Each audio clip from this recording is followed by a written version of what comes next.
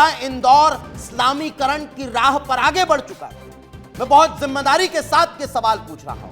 क्यों? क्योंकि यह तस्वीर देखिए, यह मध्य प्रदेश की व्यावसायिक राजधानी इंदौर की तस्वीर है, जहां इस्लाम जिंदाबाद के हरे हरे बैनर शहर में लगे हुए दिखाई दे रहे हैं। और यही कारण है कि ये सवाल खड़े करते हैं। कॉलोनी में इस्लाम जिंदाबाद के बैनर लगे हुए हैं। विश्व हिंदू परिषद के कार्यकर्ताओं ने अब इसका विरोध शुरू कर दिया है और बीएचपी कार्यकर्ताओं ने थाने में इसको लेकर शिकायत दर्ज कराई है। तो इंदौर में एक मुस्लिम बहुल कॉलोनी में इस्लाम जिंदाबाद के बैनर लगना शुरू हो चुके हैं, जिसको लेकर विवाद खड़ा हुआ है। विश्व हिंदू परिषद के कार्यकर्ताओं ने बैनर का विरोध करते हुए पुलिस में शिकायत की और मौके पर पहुंचकर हंगामा भी किया। विवादित बैनर जिंसी चौराहे पर लगा हुआ है, इस तरह की जानकारी निकलकर सामने आई है, जिसकी जानकारी मिलते ही हिंदूवादी नेताओं ने मल्हारगंज पहुंचकर एसीपी से मुलाकात की और आपत्ति दर्ज कराई है।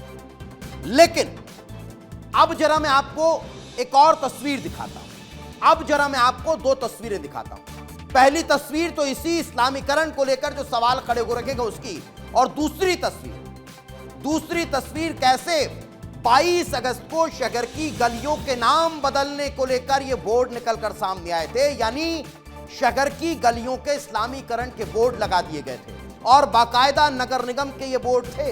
हालांकि नगर निगम को इसके बारे में कोई जानकारी नहीं थी, लेकिन जैसे कि यह मामला सामने आया, इस पर विवाद हुआ, नगर निगम ने आनन फानन में इन बोर्डों को हटाया। अब जरा ये बोर्ड लगाए किसने थे वो समझ लीजिए। यहां की पार्षद फातिमा रफीक खान, जिनके द्वारा ये बोर्ड लगा दिए गए थे और नामों का धर्मांतरण कर दिया गया था। जो हिंदू गली मोहल्लों के नाम थे उन्हें मुस्लिम नाम पर कन्वर्ट कर दिया गया था। यही कारण है कि यहां आरोप इस्लामीकरण के लगते हुए नजर आए हैं। अब जरा इन दो तस्वीरों को देखा आपने, इससे इतर अब एक और तस्वीर देखिए। यह 16 मई 2025 की तस्वीर है। इस तस्वीर को दिखाने से इतर इसमें जो नारेबाजी हुई है वो मैं आपको नहीं सुना सकता। क्यों? क्योंकि यहां पर पाकिस्तान जिंदाबाद के नारे लगे थे, यहां हिंदुस्तान मुर्दाबाद के नारे लगे थे। ये 16 मई 2025 की इंदौर शहर की तस्वीर है। यही कारण है कि मैंने शुरुआत के साथ ही इन शब्दों का इस्तेमाल किया था कि क्या इंदौर शहर इस्लामीकरण की दिशा में आगे बढ़ रहा है। और इस वक्त मेरे सहयोगी पुनीत मेरे साथ जुड़ चुके हैं, उन्हीं से बातचीत करते हैं। पुनीत, एक के बाद एक इस तरह की खबरें इंदौर शहर में देखने और सुनने को मिल रही है, लेकिन आज की जो ताजा जानकारी है उसके बारे में मैं आपसे समझना चाहूंगा। ये जो बैनर लगे किसकी तरफ से लगवाए गए और इसके पीछे की वजह क्या? अब बिल्कुल देखिए दीपेश, एक व्यक्ति ये बैनर लगाते हुए दिखाई दे रहा है। मैं मौजूद हूँ उसी जगह पर, जिंसी इलाका है ये, जिंसी में ही वो बैनर लगाया गया था जिस पर बड़ा बड़ा लिखा हुआ था इस्लाम जिंदाबाद। देखिए ये आपको नजर आएगा। अभी तो बैनर हटा दिया गया है क्योंकि बैनर पर जैसे ही आपत्ति हुई पुलिस तक मामला पहुंचा, तो पुलिस विभाग ने जो भी लोग थे बैनर लगाने वाले उनको समझाइश देकर यहाँ से बैनर हटवा दिया है।